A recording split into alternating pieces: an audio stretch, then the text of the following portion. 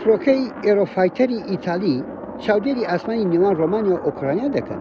ئەفسەرێکی هێزی ئاسمانی ئیتالیا پێمانەڵێت کە تیمە 150 کەسێکەی گەیشتونتە ئەم بنکە ئاسمانی ڕۆمانیا لە پێناو یەک ئەرکدا.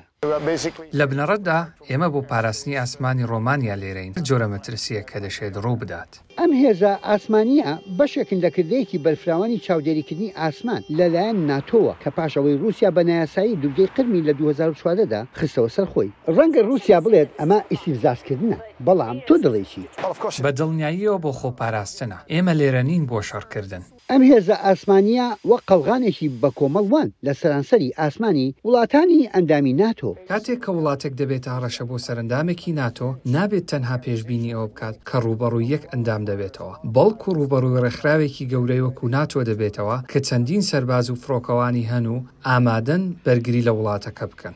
فڕۆکە جەنگیەکان خێرا ئەڕۆن. فڕۆکەیەکی ئاسایی زۆر خاوترە لە چاو فڕۆکەی جەنگی. فڕۆکەی جەنگی لە خولەکێکدا نزیکەی 11 کیلۆمەترە بڕێت. لەبەر ئەوە تیمێک کە لە دوو فڕۆکە پێکاتون هەمیشە لە ئامادەباشیدا بۆ ڕوبەڕووبوونەوەی هەر ئەگەرێک. هەروەها توانای ئەوەیان بێ لە 15 خولە کەمتر لە ئاسماندا بێت.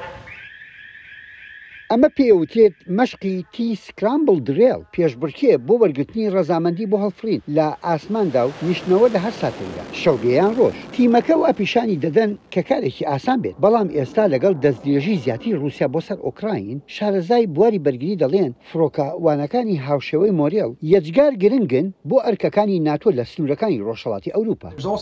پێشبینی هێرشێکی سەربازی رووسایی هەیە لە هەندێک کاتدا لە هەفتەکانی ئایندەدا. هەندێک وەهایان داناوە کە دەشێت ئەو هێرشانە نزیک بن. تیمی بۆڕێڵ تەنها 11 خولەکیان پێچوو بۆ نیشتنەوە. دەڵێن لە ماوەی چەند ڕۆژی داهاتوودا دێنەوە و پەرۆشن بۆ پێشبڕکێکردن لەگەڵ ساددا. بەوە دەزانن کە هەر چرکە ساتێک چەند گرنگە لە کاتێکدا هەڕەشەیەکی ڕاستەقینە ڕوو بکاتە ئاسمانی وڵاتانی ئەندامی ناتۆ. یەحیا بەرزنجی دەنجی ئەمریکا بۆ راپۆرتی کارلا باب لە بنکەی ئاسمانی ڕۆماوە.